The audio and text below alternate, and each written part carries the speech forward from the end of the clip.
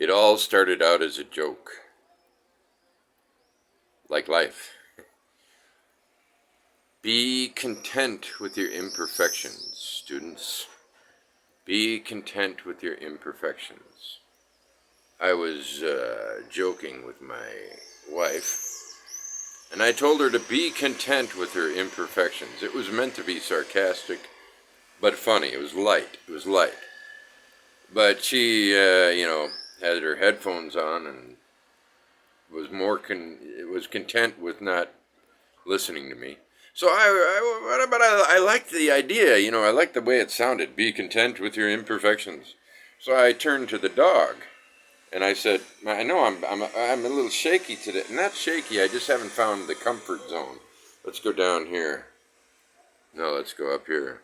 Be content with your imperfections," I told my dog. And I started to think about it because I kept repeating, be content with your imperfections. Then I thought, well, what's an imperfection? Well, the dog has a little, lump on an eyelid, and, I think that's probably an imperfection. The doggy god did not want that there, and did not create this dog to have it. You don't see dog shows with, poodles with goiters, oh, that's a hell of a goiter on that poodle. That poodles are,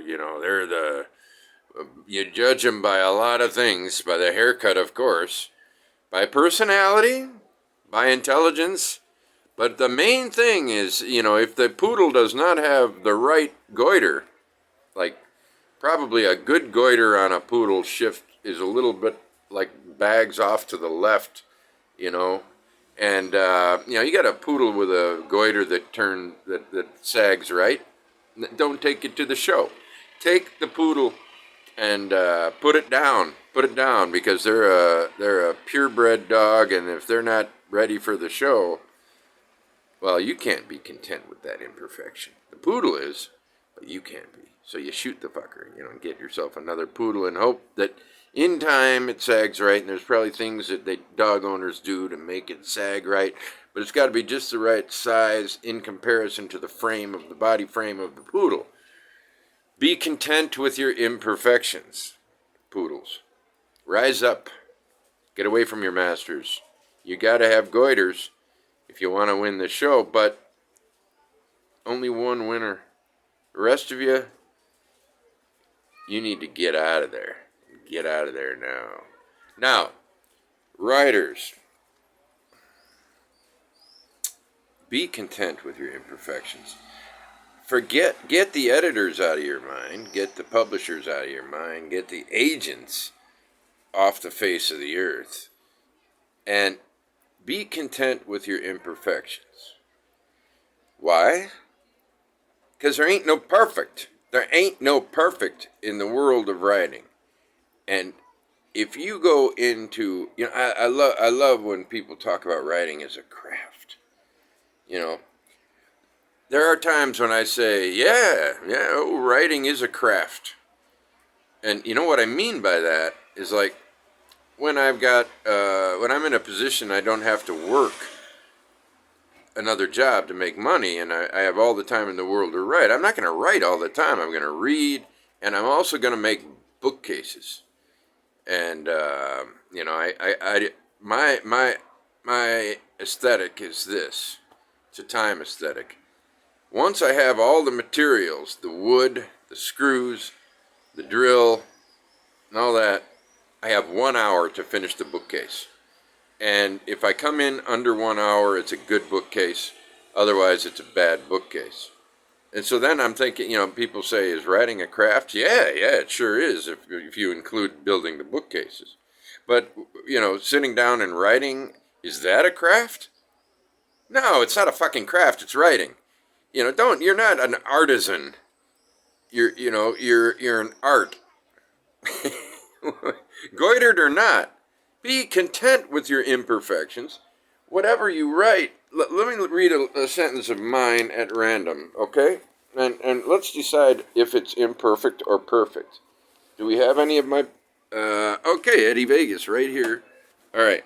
Here we got a sentence from Eddie Vegas at random. And the coyotes, already accustomed to, undisturbed by, the internal combustion engine, merely loped 10 yards into the desert and looked with vulturine sagacity over their shoulders back at the old locomotors. And the coyotes, already accustomed to, undisturbed by, the internal combustion engine, merely loped 10 yards into the desert and looked with vulturine sagacity over their shoulders back at the odd locomotors. Well, merely loped 10 yards into the desert. Is that an imperfection? Should it be 10 yards? Well, we're back a while in history, so I'm doing a little of the old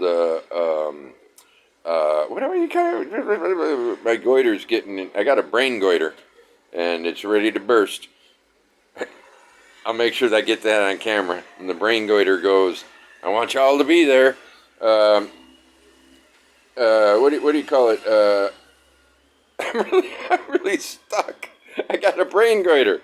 10 yard. It's called the vernacular. It's a vernacular, but is it perfect, or would it be better if I didn't vernacularize there? Be content with your imperfections. There is no, because there is no right or wrong to that. That the reader of my novel will like or dislike that sentence. I like that sentence, actually. Anything that reminds us that the internal combustion engine is a menace is a good sentence to me. But 10 yards. It's not a typo. There are typos in the book, I'm sure. And but that is a decision. And there is no right or wrong. Nobody reading that book is going to say, 10 yards? He should have gone vernacular there, 10 yard. And anybody who reads the book and says, typo, well, okay, fine. You could say, oh, they're an idiot. They don't understand it's in the vernacular.